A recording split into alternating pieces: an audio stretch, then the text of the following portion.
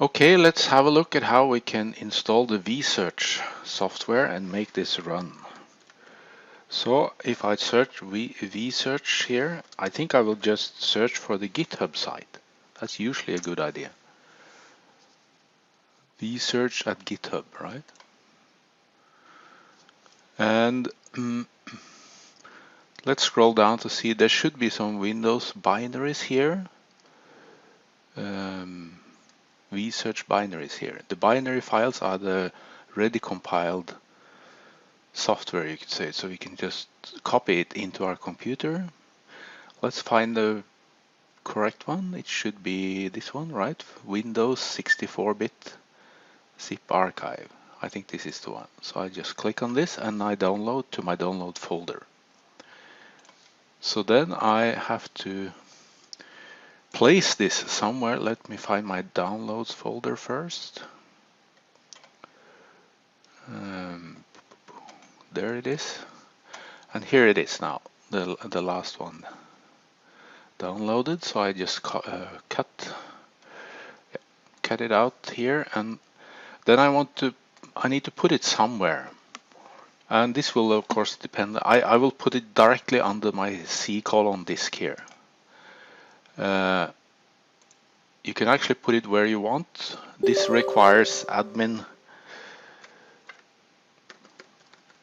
administration rights to put it there. That's why I have to type in a password here now that you don't see. If you are admin on your own computer, you will never be asked for this. I have a work computer, so I need to do it. So then we just extract everything here, and here it is. And let's see now. It's usually 2 layers of folders, right? Which is not really needed. This is the folder if I click into this folder, I have exactly the same folder again. And then I have everything what I need here, right? So I don't need this double layer. I cut this one, move it one step up and paste it in here.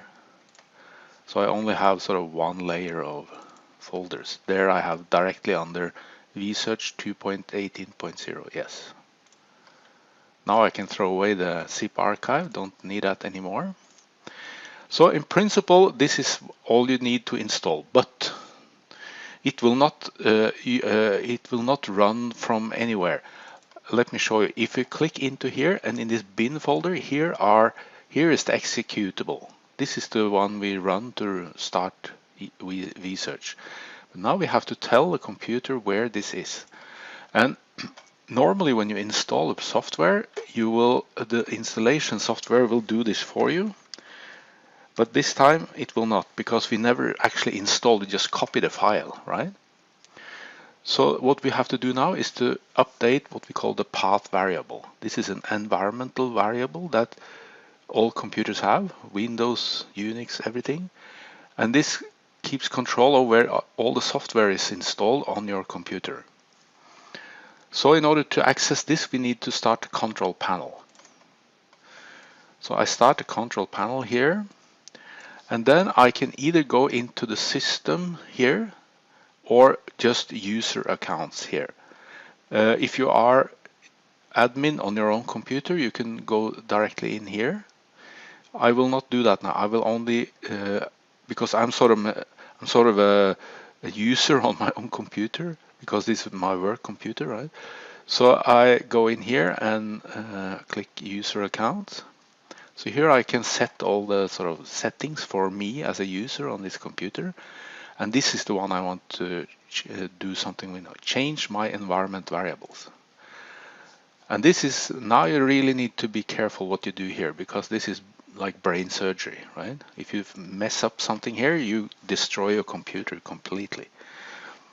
So what we need to do now is to edit this variable here called path. Yeah. So let me just click on path and click edit here. And then you can see here are a number of paths already to some softwares. It doesn't list very many here, because There is also a path variable, can you see down here, for the whole system, and most softwares installed are for all users, right? So these are only for me as personal user profile, you could say. So what I want to do now is to add a new path here, telling my computer where vsearch has been put. So then I click on new here. It opens up like this. And then I click on the browse button here, because now I need to sort of locate where did I install vsearch. And it was under this PC, under C:, into this folder. And here is the bin folder, the binary, right? All the executing files are always in this bin folder for binary files. So this is what I am satisfied with now. Okay.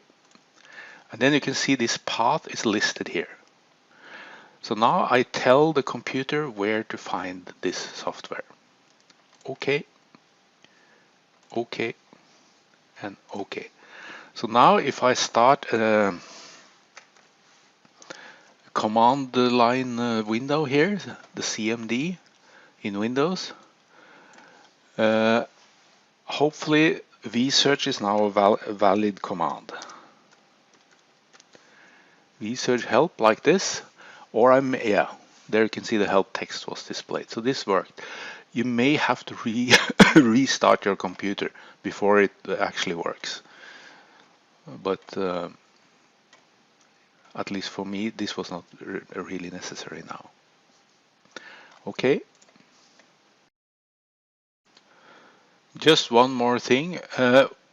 We are not going to run vsearch from the command line like I did here. Right, from the command line prompt here. In this, we will do that probably someday, but not now. Right. So what we want to do is to run it from R, and then I start RStudio like this. And how can I sort of execute vsearch from R? Well, we need the command in R called system. The system function in R will take as input a text which is a command line, and then turn to the operating system, in this case Windows, and tell Windows to execute this command. So if I now type vsearch -help, the same command I used in the command window, and note I have to have it in quotes because this is a text, then R will now tell Windows to execute this command, and here we see that same output that we saw in the command line, the black window, right? So this is how we sort of execute an external software from inside R.